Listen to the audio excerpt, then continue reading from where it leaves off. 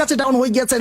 Galactic স্পিরিটের এই একটা player যেন বিস্ময় হয়ে দাঁড়িয়েছে, এতটা লম্বা সময় ধরে সোলোতে কন্টিনিউ করে যাচ্ছিল, বাট আর এক্স জ্যাক স্পট করে নিয়েছে এবং এলিমিনেট করে দিয়েছে সেই মেইজকে।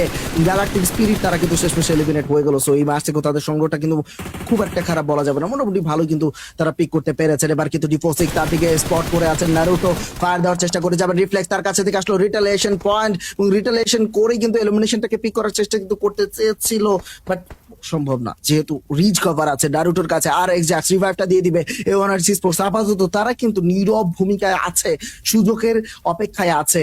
যদি সুযোগ ঠিক মতো পান তাহলে তারা সিবিআই এর উপরে অ্যাটাক করবেন এবং সুযোগ পেলে জিএসএম এর উপরে অ্যাটাক করবেন। আপাতত সিবিআই তারা আপার রিচ অবস্থানে আছেন, আরাবি করে দিয়েছেন সাকামোটোকে ডাউন। টিম জিএসএম তাদের উপরে যে প্রেশারটা আসছে সেটাকে অনেকটাই রিলিফ পেতে দেখা যাবে যখন ডেস্টন তিনি আর এক্স জ্যাক্সি করেছেন নকডাউন।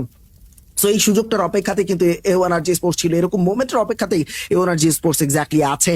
সো এবার এওয়ানার্জি স্পোর্টস, সিবিআই নাকি জিএসএম, এই তিনটা দলের মধ্যে কোন দল পাবে চিকেন ডিনার এটাই কিন্তু দেখতে হবে।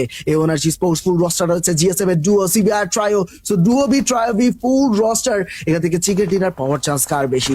অবশ্যই এখানে প্লেয়ার অ্যাডভান্টেজের দিক থেকে, পজিশন অ্যাডভান্টেজের দিক থেকে এওয়ানার্জি স্পোর্টস সবার থেকে এগিয়ে। সিজে বয় আরাবিকে ডাউন করে দিয়েছে। সো সার্কেলের এন্ট্রি সেখানে কিন্তু বিপত্তি তৈরি করা সম্ভব হয়েছে। নারুটো অলরেডি ড্যামেজ দিয়েছেন ডিপোসিক্সকে, অনেকটাই কিন্তু ড্যামেজ দেওয়া সম্ভব হয়েছে। নারুটো এবার আর এক্স জ্যাক্সকে নিয়ে এই বাগিটা নিয়ে মুভ করবে। সো আর এক্স জ্যাক্স তার টিকে থাকা অসম্ভব হয়ে যাচ্ছে ডাউন।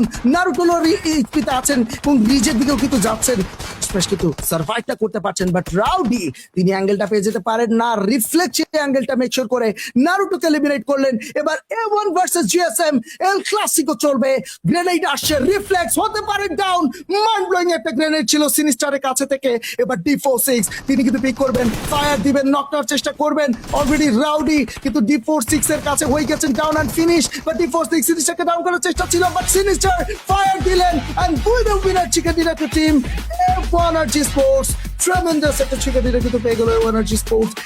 এই আজকের দিনের তৃতীয় ম্যাচে এসেই দুর্দান্ত একটা প্রতাপময় একটা চিকেন ডিনার কিন্তু চলে আসলো তাদের কাছে।